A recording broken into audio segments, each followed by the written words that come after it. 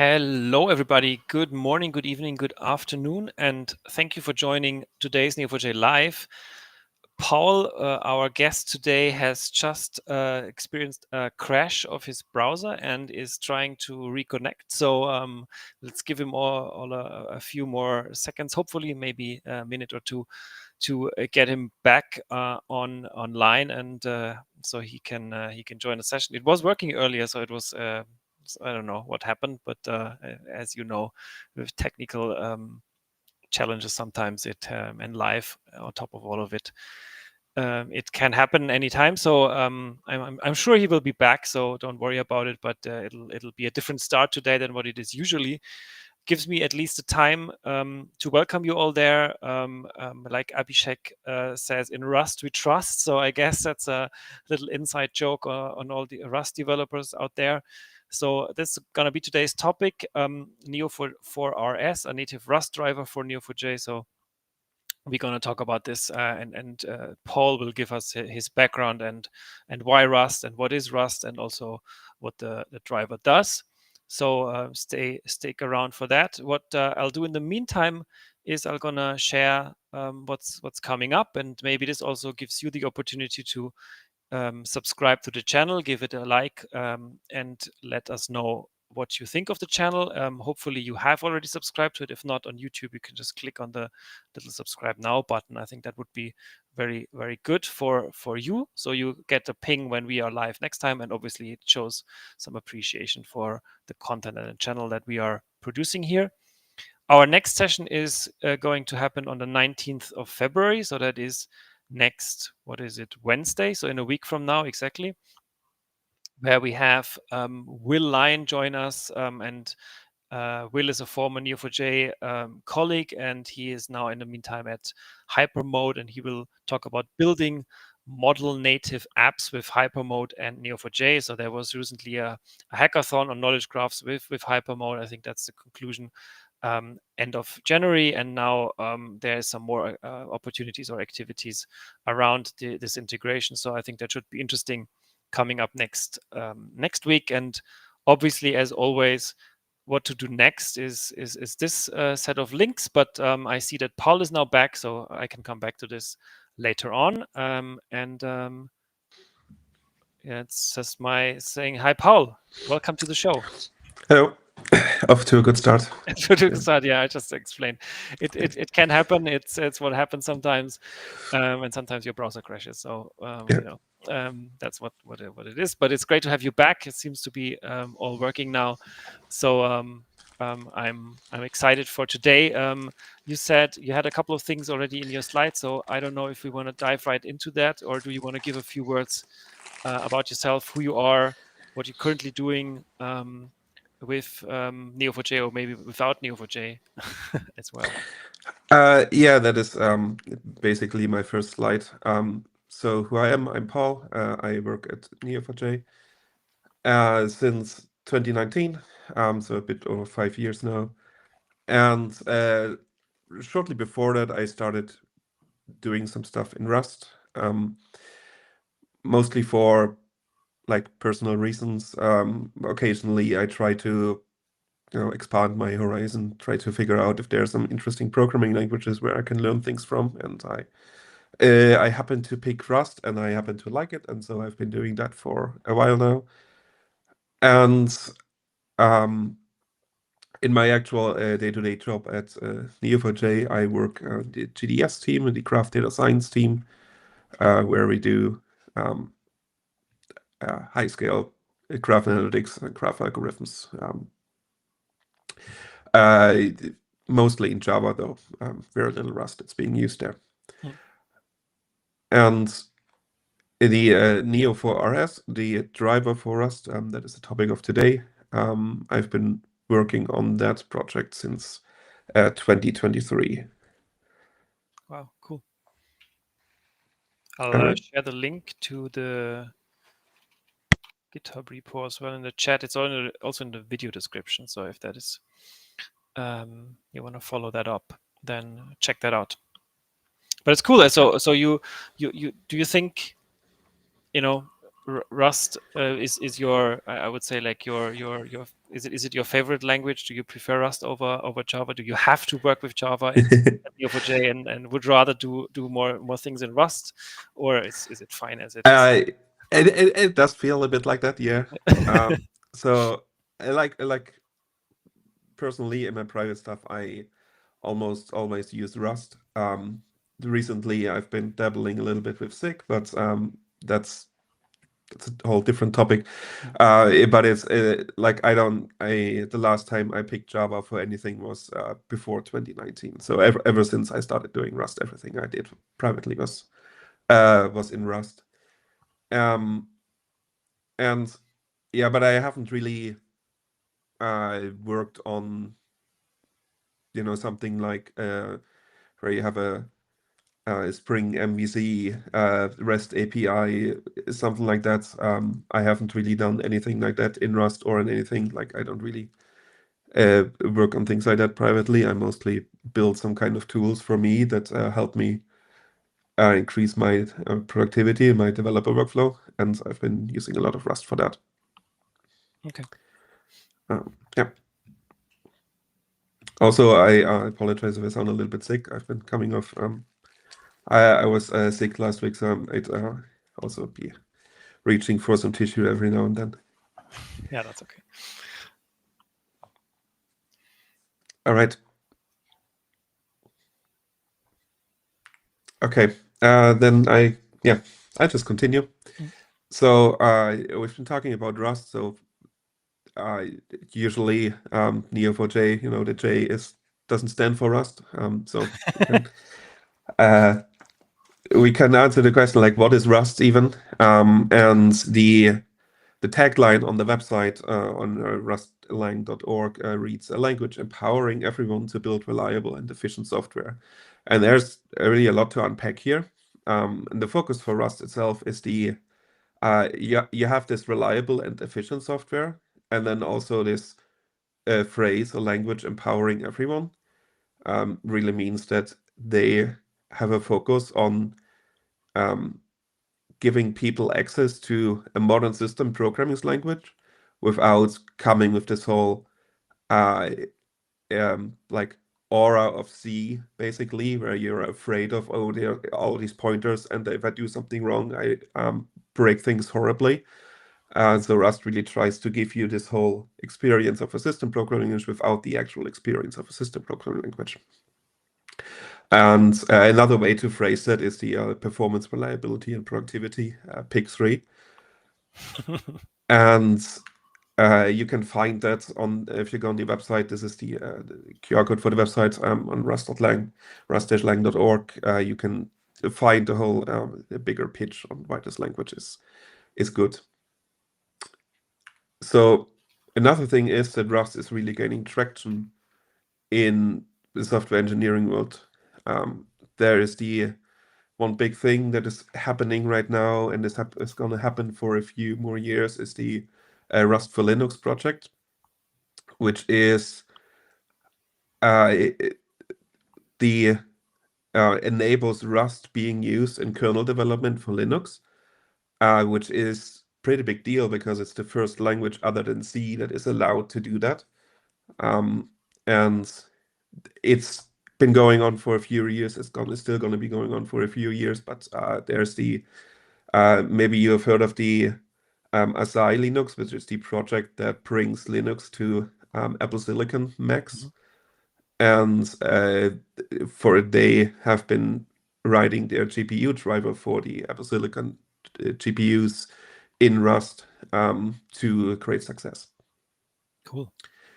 There is maybe a little bit more tongue-in-cheek than actually there's a project by the US government, the DARPA defense something agency that has initiated the project Tractor, which stands for Translating All C to Rust. They want to build some kind of tooling that automatically rewrites all their C code into Rust. Who knows what's going to happen there? And there's other cool things like Dino. It's a JavaScript runtime which is implemented in Rust. And there are a few databases that are also written in Rust. There's Neon is, I think this is a Postgres alternative.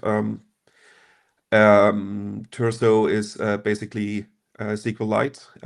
There was an interesting podcast recently about Terso, since they're currently rewriting SQLite in Rust, and they have very good reasons to do that. And they also have a lot of success to do that, which is the Limbo is their SQLite rewrite in Rust. InfluxDB switched from, I think they used to be in Go, they switched to Rust. SerialDB is a database in Rust. MileSearch is kind of like an Elasticsearch alternative. Quadrant is a vector database. They're all written in Rust. And another big aspect is the Python ecosystem. You have Polars, which is like Pandas. It's a data frame and data analytics library, and that is entirely written in Rust. There is a very good library and very good opportunities in Rust to create Python bindings. So uh, a lot of the story of tooling in Python is you have the Python things for the UI, and the actual fast things that need to go on, they happen in like C or something. And with Rust, you can use Rust instead of C. And Polars is one example of that. Rough and UV are recent toolings that are replacing. There are build tools or linting tools for Python that are written in Rust, and the Python driver for Neo4j, for example, I published a Rust extension that is replacing some aspects of the Python driver in Rust, and they reported like in a lot of speed up for that. All right. So if you want to talk about Rust, and I mentioned here, like maybe we can look at that and compare that to other languages, and these are the languages: Java, Go, Python, JavaScript, .NET. These are the languages where Neo4j has product drivers, and the main difference between all of those languages and Rust is that Rust doesn't really have a runtime. I've put the no runtime in quotes because, like, technically there is something that you could maybe call a runtime. But the story is more this bring your own runtime. And what runtime here means is it's the thing that does memory management. Those languages are either garbage collected, or Python is primarily reference counted. But you have a garbage collector where you don't really care about memory. You just do things, and then at some point the garbage collector of that runtime kicks in and cleans up the memory for you. There is no automatic memory management in Rust, but it's still not like you need to do in C, where you need to call all the malloc and free on your own. It is basically the compiler is doing the memory management for you. Which brings me to the next point, that there are some very good compile time guarantees. There is the big thing that is often called, when Rust is compared to C or to another systems program language, is the freedom of memory safety vulnerabilities, which means that in safe Rust you will not have memory unsafety issues, which are accounting for a lot of security vulnerabilities on like C-based software. But this is also true for all the other languages that are listed here. What is more interesting is the freedom of data races, which are like any kind of concurrent modification on something, where Rust at compile time prevents you from doing things that would result in a data race. And that allows us to do some really cool things in some APIs. And the last thing, the big thing that if you talk about Rust somewhere, you gotta mention the borrow checker, which is a mostly unique idea to Rust. It's not entirely unique, but Rust is maybe the most mainstream language that employs a borrow checker. What that means is every piece of memory, every piece of data that you have has a single owner that is responsible for the memory management. And if you want to give other people access, or like other uh, actors in your software, um, you can you can borrow a reference to that memory, and you can have either shared access to that or exclusive access. And these are like, this is an exclusive or here, like you can either have a lot of shared accesses or you can have one single exclusive access, but not both. And this is validated at compile time. Any kind of mutation is only allowed through an exclusive access. And there's this other thing, interior mutability. I don't want to really go into. I just want to mention it because this is a thing that is you're gonna have to deal with if you're gonna or no, to put otherwise, it allows you to follow those rules not in compile time, but in a different way, maybe at runtime or mostly at runtime. But this whole idea of shared X or exclusive access is still um, is still maintained in that. And that's I mentioned before, we can have some really nice API designs, and for example, on the mutex, the standard lib mutex. Unlike most languages where you have a mutex type and you need to lock that, and then you need to say what other fields are protected by that. The mutex itself owns the data that is protected and can give you access to it by APIs that do the locking. But there's also this method getMute here, and uh, getMute takes this ampersand mute parameter, which is the sigil for exclusive access. And if you have exclusive access to your mutex, you don't need to lock it because you're the only one that has access to it. So there can't be any data races to it if you're the only one that can have access to it.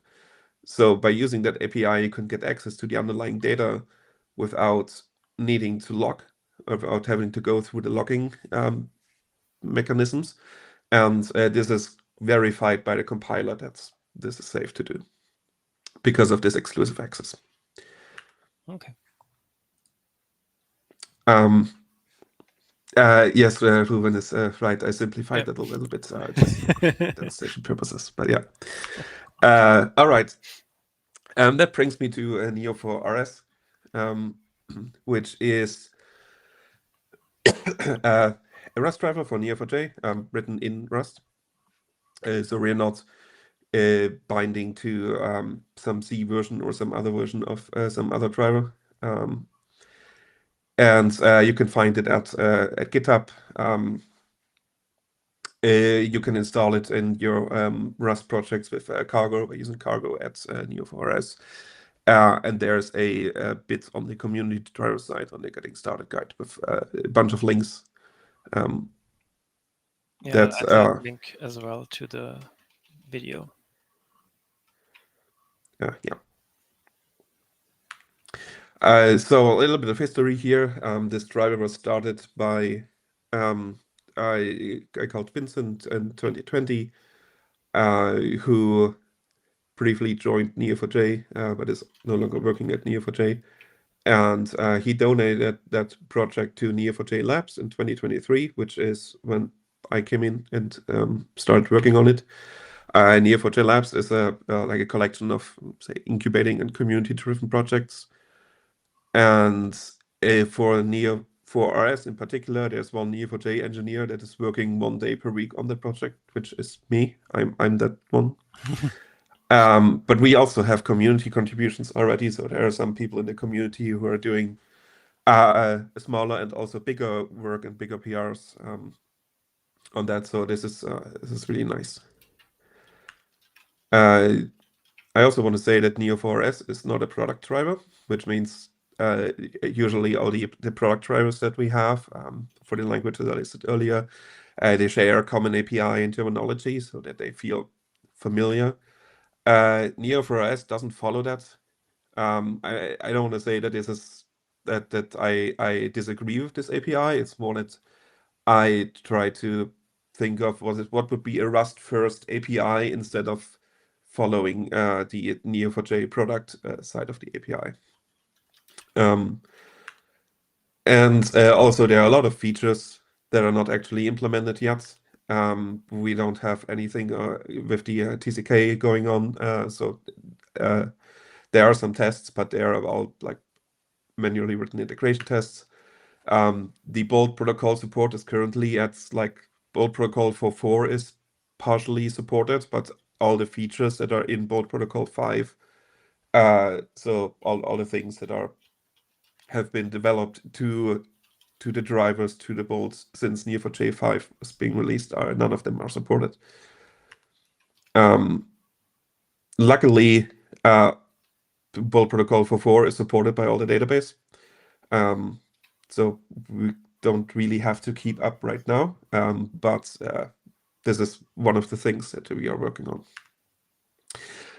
Then the driver itself is built on the Tokyo runtime and is fully using the async await API. I said earlier that like Rust is bring your own runtime. In our case, this is the Tokyo runtime. If you're not familiar with Tokyo, then don't worry. It's just like it's the name of a runtime that is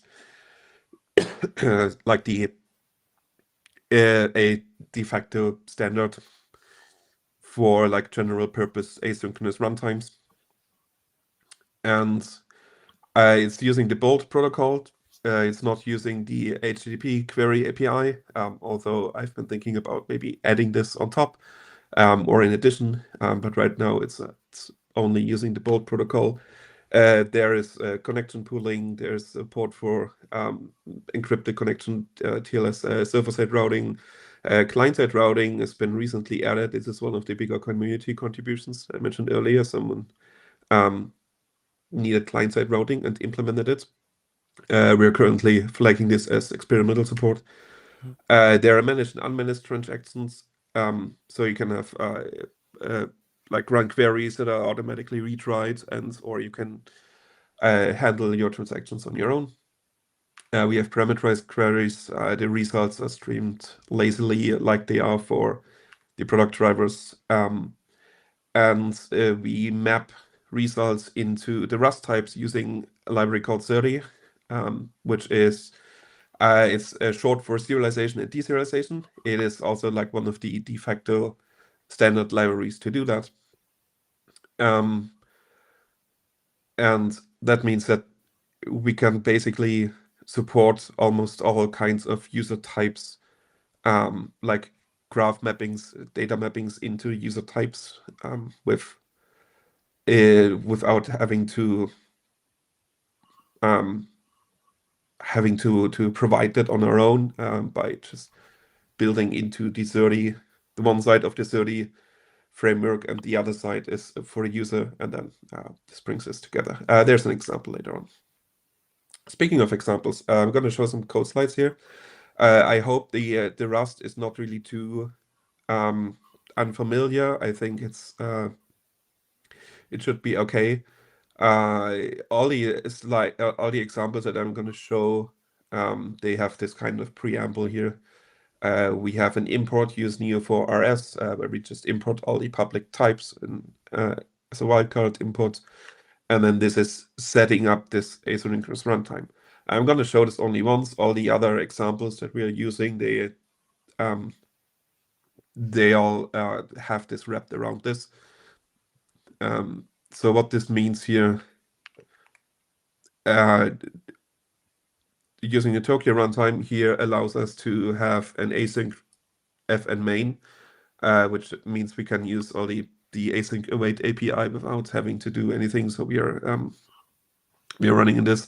And then this bit here, you can largely ignore. This allows us to use the question mark operator, which means like all the arrows that we have, we don't really want to deal with them. We just bubble them up, and our main function will then fail. Yeah.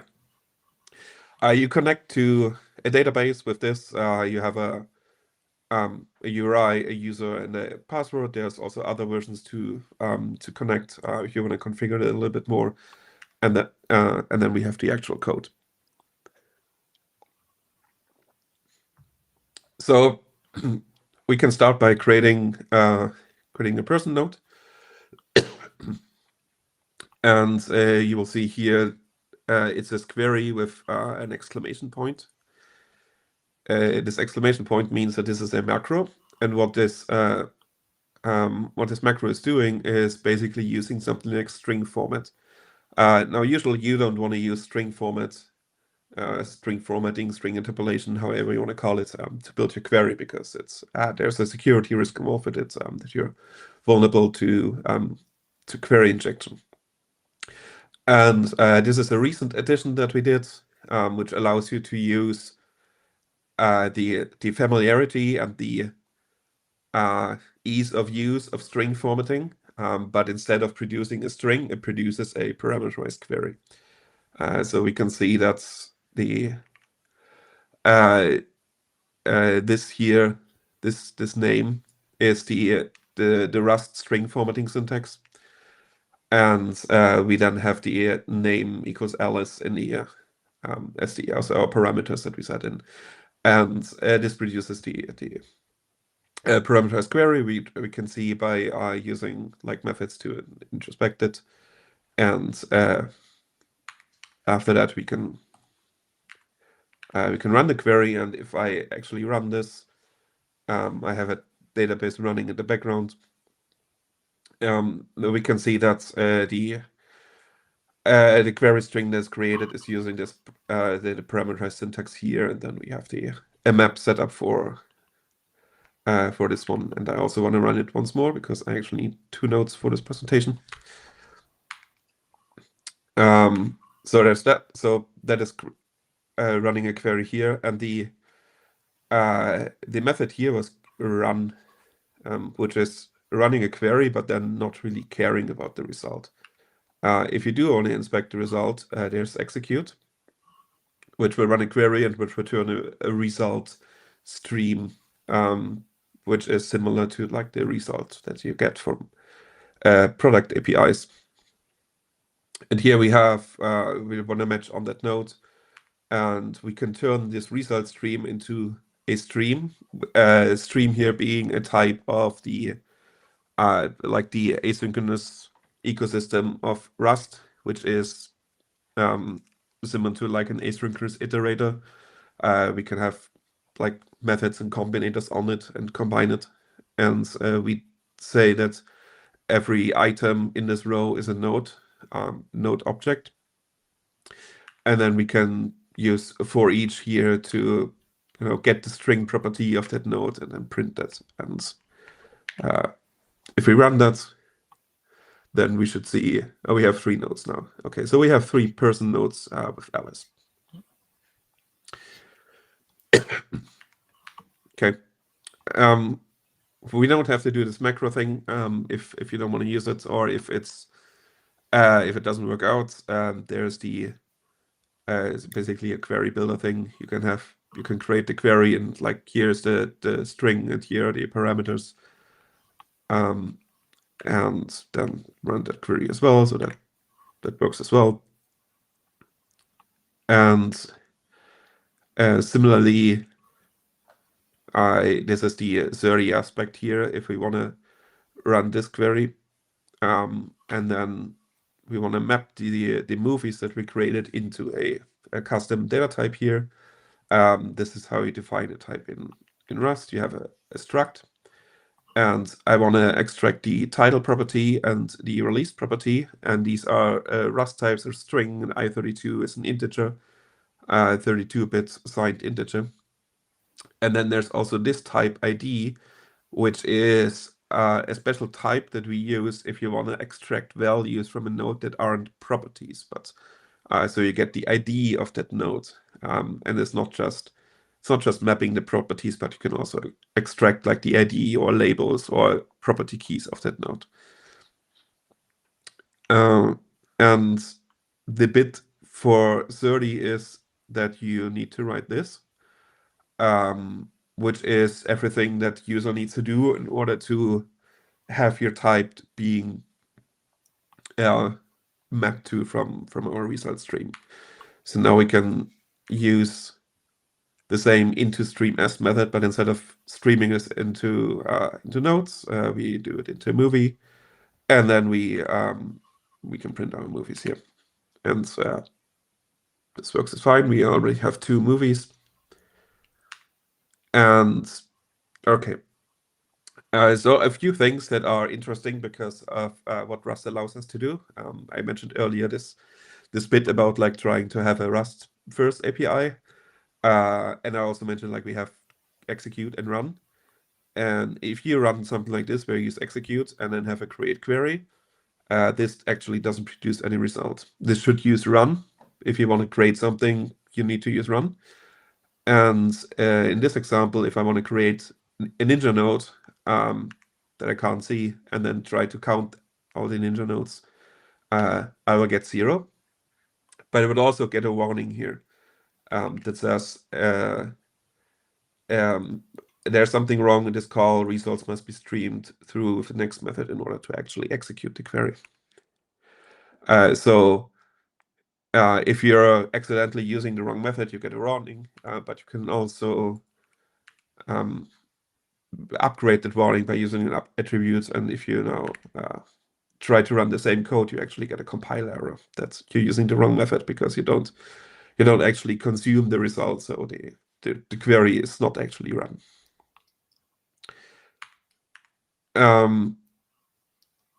Another thing is that our transactions you can freely share and send them across multiple threads.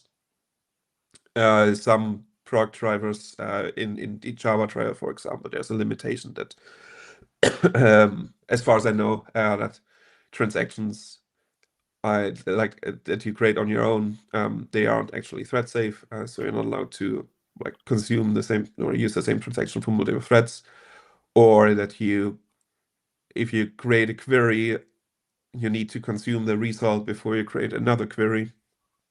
And we don't really have that restriction.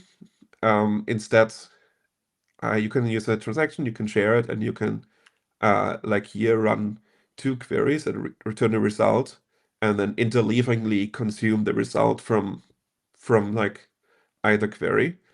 And the way that we do that is with this similar to the mutex example from before, is with like you need to provide an exclusive access to the transaction with this transaction handle thing here. So when you actually want to consume the result, in order to consume it from this stream, you need to give us exclusive access to the transaction. And for that time we have this access, we know that there will be no other query that is being streamed, whether or not it's from like the same thread or from a different thread.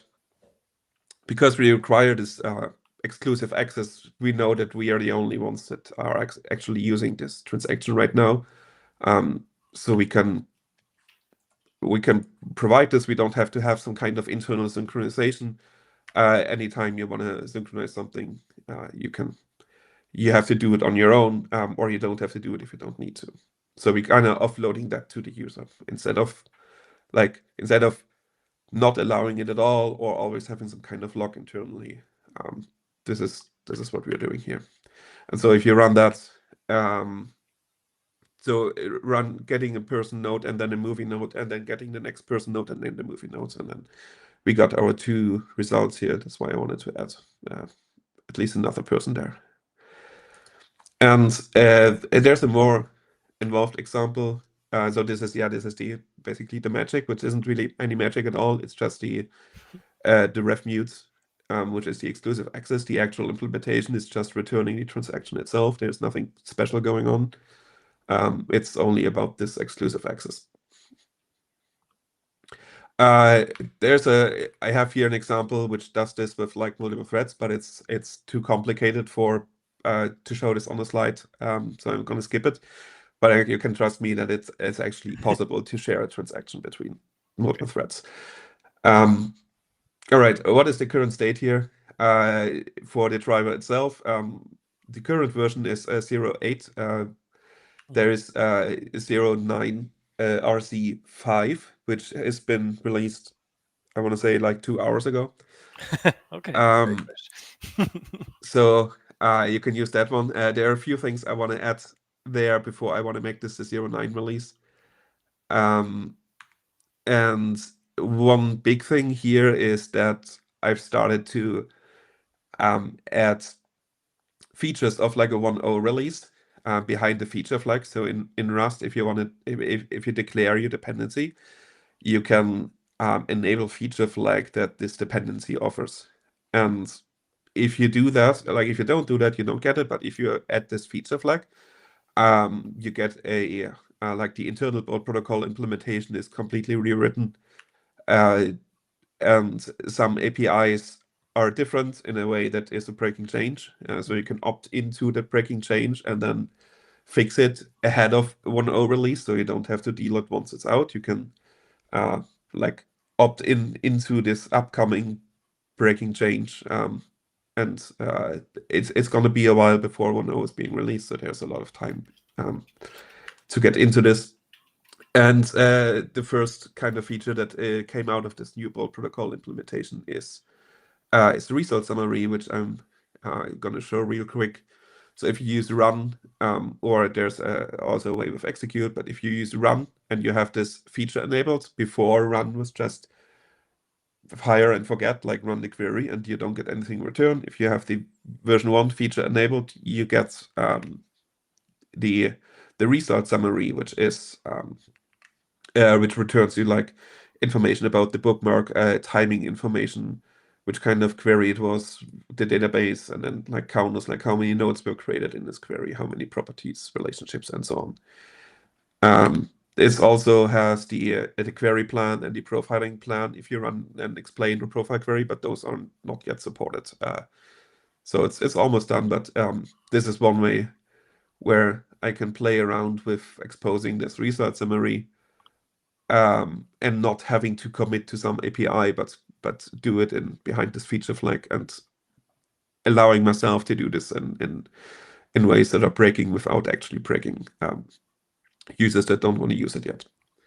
Yeah, that's a great idea to have users try it out, or to take users along the journey from one version to the other and say, okay, this is gonna break eventually, but for now you can still use what you have, but maybe this new way of doing it is actually better, and you can decide on your by yourself when you wanna migrate basically to the Yeah, new way of exactly. working with it. Yeah. Yeah. Uh, all right. So yeah, development on this driver happens on GitHub. Contributions are very welcome. Everything is on GitHub. Like there's no internal board or something or issue tracker that we have. So everything that you see on GitHub is everything that I also see for this.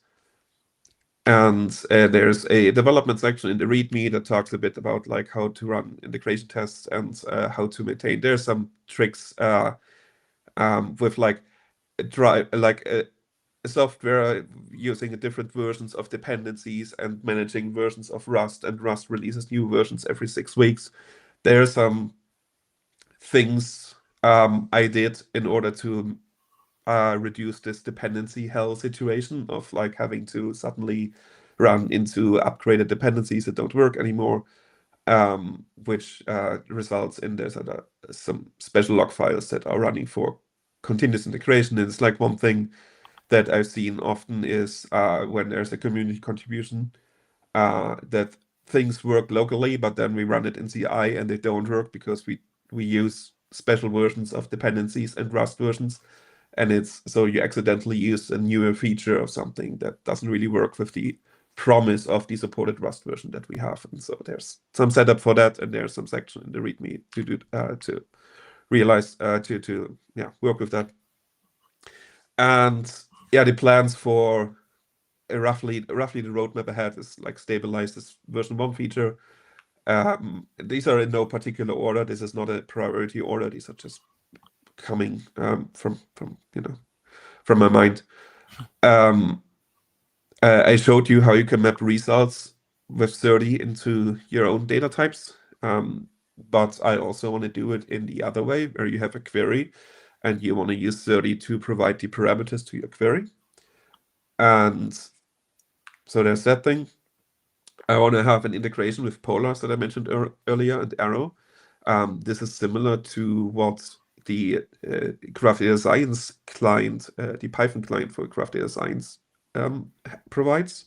And I think also the Rust driver is, I think, actually also does that. It's a data frame integration where you get your result and you can turn the result into a data frame, which gives you like a your table of your results. And I want to do that with polars because I mentioned earlier polars is written in Rust. So that is a plan. I want to increase support for both protocol versions to slowly take in all the new features. And I also want to eventually become more runtime agnostic and have a synchronous API, which means not having to depend on Tokyo, not having to use Tokyo, not having to use the asynchronous API, but doing this in a way that is like with a sane implementation and not by like some other libraries in the ecosystem do that by basically bundling a Tokyo runtime internally, and when you use the synchronous API, they secretly spawn Tokyo, run it there, and then wait for the result. I don't really want to do that. I want to increase the documentation, like have like much better documentation. Right now, everything is like it's a single page of text on the main entry point. I want to write a better documentation there. I want to improve the testing and have more extensive testing with less dependency on having to have a Neo4j database running in order to run a test. So I have more independent tests. And yeah, so if you want to reach out, if you're interested, or if you're working with the tribe and have any questions, you can go to the community forum, maybe on the drivers category. Although it's probably best if you actually do go to the community forum, maybe just ping me directly. I don't really monitor all the topics that come up there. You can go to the community Discord. There's a drivers channel. I think the event here was also posted on the channel as well. Yep. So I can, you can write some questions in there. And that is it. So cool. Thank you very for much. attending. Yeah, thank you very much, Paul. If you're watching live right now and you have any questions, any comments, and take the opportunity to ask away. I see one question from Reuven, and he says, beware if you want to add more modern bold versions, you might want to abstract away things in the summary as metadata is extended for GQL compliance.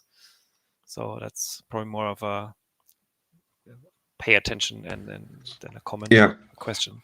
But yeah. Yeah. We actually have one thing in the like implementation for client-side routing, which is that the message that you need to send over Bolt, the route message, has a different API between Bolt version 4.3 and 4.4. And so internally we have an enum that is like for that Bolt version, you have this type and this type and this type. So you have slightly different memory layout based on what Bolt version you're connected to. And so I'm hoping this will carry us far to bridge all those differences in the different Bolt versions. But yeah, if there's a good chance that we will run into some serious issues and have to figure things out if there's a really big difference between those versions. Yeah. One question from me, because obviously you work at Neo4j, and obviously you version 1.0 is coming around. Does that mean that the Rust driver will eventually become a officially Neo4j supported driver, part of the the top, the big Yeah. guys, or is it just a coincidence, the 1.0? It is more of a coincidence. I can't give you a definitive answer. That would be like up to the product team. Yeah. But so far there are no plans to turn this into a product driver. So 1.0 is just for my personal. I wanna like there's a little bit of a almost a meme going on in the Rust community where people are just releasing 0 dot something software and everyone's afraid to turn up the big Okay. 1.0. Yeah. Part of the reason is that Cargo, which is the build tool and the package manager, is insisting on semantic versioning. So if you start doing 1.0 releases, you actually need to care about breaking changes, and this is a difficult topic in Rust.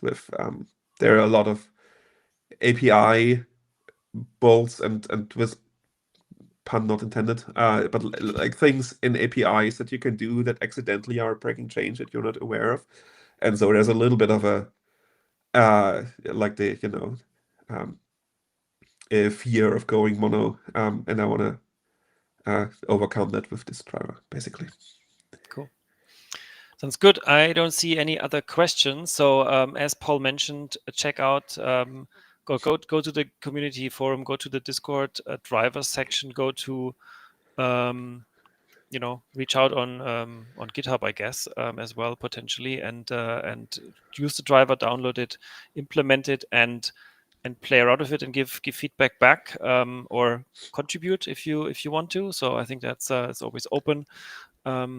Great session. So thank you very much, Paul, for presenting. Obviously, much more. Thank you very much for developing the Rust driver in the first place, and good luck with getting it over the 1.0 finish line, and adding more features in the future. So that's Yep. it's really appreciated. Thank you very much. As mentioned in the beginning, and also you mentioned it, so community and more, this is the place to go if you have any questions, any feedback around Neo4j and other things. If you want to learn, there is no, maybe this is another idea, there is no Rust Graph Academy course yet, but maybe there could be one at some point. We have Graph Academy courses on the major drivers, particularly obviously Java and Python, lots of Gen AI stuff, but also on Neo4j in general. But maybe, who knows, if there is demand, we can add a Rust Graph Academy course at some point. And Aura free is obviously, if you want to try Aura without Neo4j, if you try Neo4j without downloading, then Aura is a good place to go. Yeah. And with that, again, thank you very much, Paul, for taking the time for presenting today. Thank you, everybody, for watching. The links are in the video description on YouTube. You'll find everything there.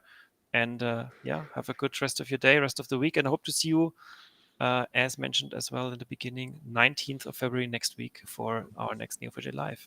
Until then, Yep. take care, everybody. Bye-bye. Bye-bye.